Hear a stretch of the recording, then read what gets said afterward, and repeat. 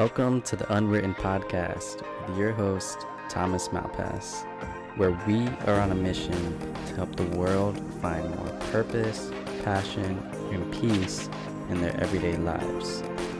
Through deep conversations and connection, tune in because we are all on this journey of life together. Hey everyone, welcome back to another episode with your host, Thomas Malpass. Since Valentine's Day is today, when this podcast will be released, I wanted to talk about the love languages and fight languages coined by Lena Morgan, author of the new book, Fight Languages, The Conflict Solution. I wanted to talk about these because I think it's prominent to know both your love languages and your conflict or fight languages to have a long-lasting, long-term relationship. Because I know for a fact that no matter how long your relationship is and no matter how good you think your relationship is, I honestly think there's always going to be some form of disagreement, or it may not be heated arguments, yelling back and forth, but there's always going to be some form of disagreement, and how you resolve those disagreements, that is your fight language. Your fight languages are basically how you react when trying to protect yourself from the argument. So first, I'm going to go over the love languages. If you haven't heard of love languages was created by Gary Chapman, author of the 5 Love Languages book and book series. He's made multiple books covering the 5 different love languages for kids, for adults. You get the picture. Let's get into it. The first love language is physical touch. Physical touch is when you like to express yourself and give love through physical touch. This can be you love holding hands, you love PDA, public displays of affection, you love expressing and being around your partner physically, you love cuddling, and you love it when your partner does the same to you. This doesn't necessarily mean you value sex because that's physical. It just means you feel most fulfilled and loved when your partner and yourself are both physically close and always touchy-feely, sort of. So the next love language is words of affirmation. Words of affirmation is just your love is motivated by words. People praising you. You feel so warm and tingly inside when somebody praises you. You feel the most loved when somebody appreciates you through expressing themselves with words. This does have a caveat because sometimes when you only look for external validation through words, when somebody is critical or criticizes you through words, that can also cut deeper than somebody whose love language isn't words of affirmation. The next one is acts of service. Acts of service is pretty self-explanatory. Whenever somebody does something for you, an act, for example, take out the trash. I always say take out the trash, or do the dishes for you, or any type of service that you would normally do and they do it for you and your partner does it for you, you appreciate it so much. Me personally, I'm an acts of service lover. I love doing things for my partner, and I love when my partner does things for me, i.e. chores around the house, folding the clothes when I don't have to, menial task. Doesn't matter what the service is, when your partner does it, you feel loved and appreciated. Next one, quality time. Quality time is another big one because I believe it's important for everybody, but the people whose love language is quality time, is you feel loved and appreciated simply being in the same presence with your partner, and just spending genuine quality time, undivided attention with your partner. Not with your partner and they're on their phone, or you're on your phone, or you're doing other things. Simply doing things together where your undivided attention is with each other. That's quality time. It could be watching Netflix and genuinely being in tune with the show with each other and having fun watching the show. Or it could be going out and experiencing new things. That's quality time. And the last one is gift giving. Gift giving isn't necessarily like, oh, you're just materialistic. Gift giving is surrounding yourself with things, whether it be materialistic or not, that make you feel good and appreciated. And you appreciate gifts more so than the other love languages. This can be gifts such as something that's cheap but memorable. You appreciate that way more than the other love languages.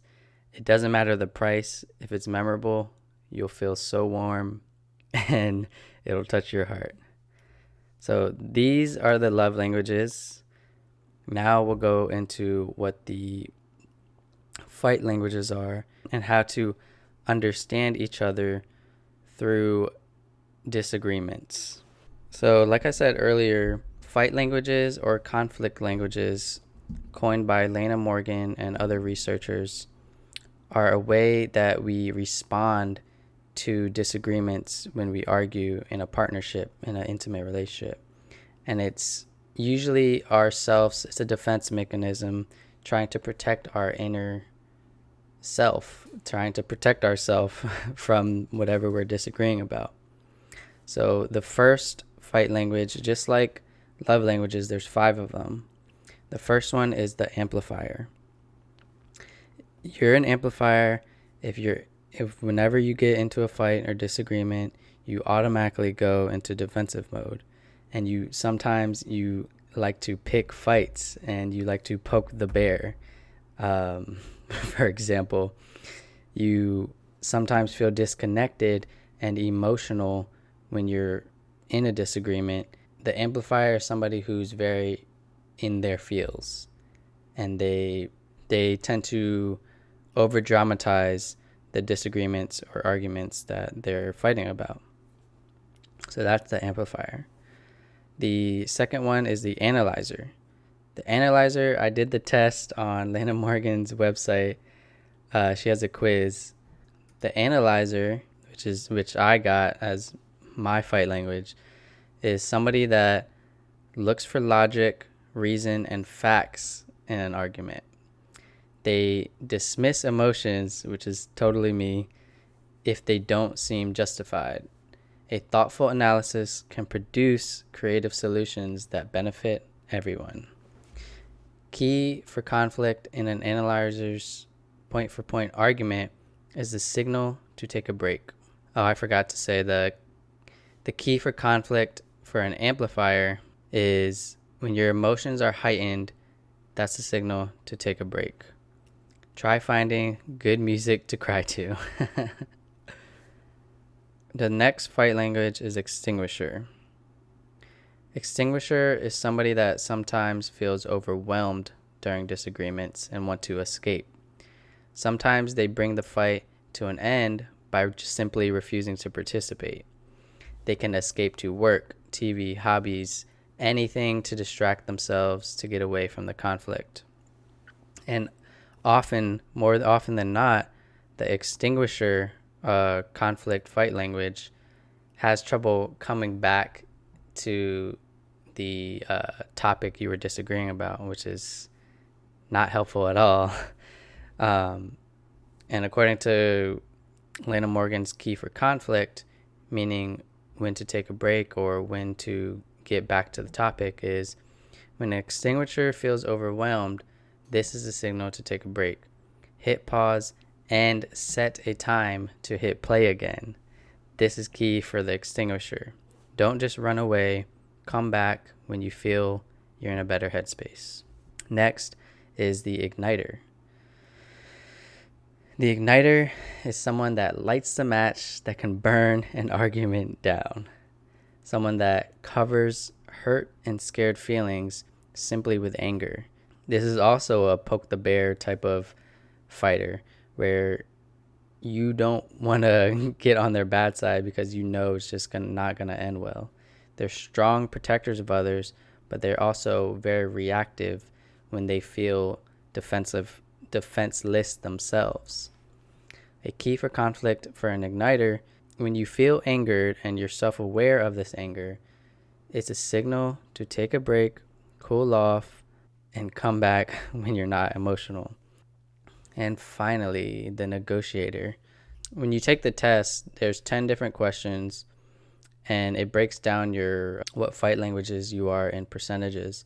Negotiator was my second place fight language.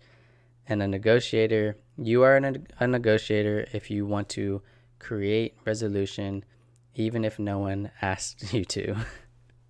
You try to find resolution in everything.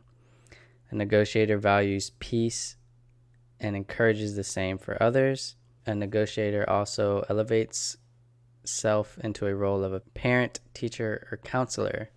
So you're like the parent of the relationship, trying to coach your child to get over it. A key for conflict for a negotiator is pacifying the signal to take a break. Try acknowledging your own feelings again before engaging again, instead of trying to coach your partner during the fight. And even though you value peace and resolution, sometimes you have to understand that that's you and that's not them. You have to take a break when you're pacifying yourself and realize that you both may need time before you come back together and solve this peacefully. So, yeah, that is a brief explanation of the love languages and the fight languages.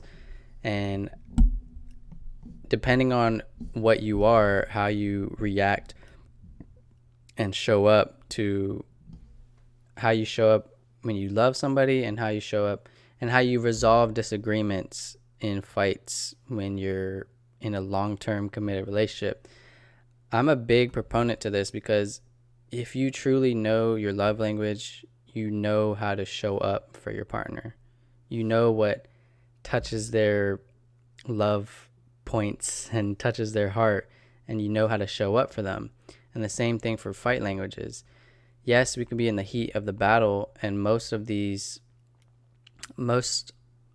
often than not, when we're in a disagreement, we tend to want to understand each other and may end up just leaving. You don't want to go to bed angry, right? And sometimes you don't want to go to bed without a conflict resolved, right?